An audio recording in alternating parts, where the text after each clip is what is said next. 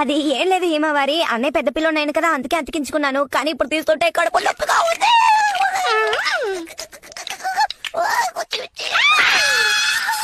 అయిపోయాను, నాకు కడుపు మంటగా ఉంది బాబోయ్. హిమవారి తలకొకటి అంటుకుపోయిందే, మొహంలో కూడా.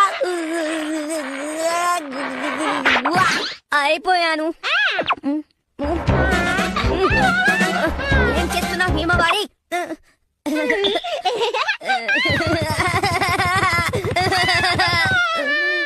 ముఖ్యమైన స్టిక్కర్ ఇంకా తీయలేదే.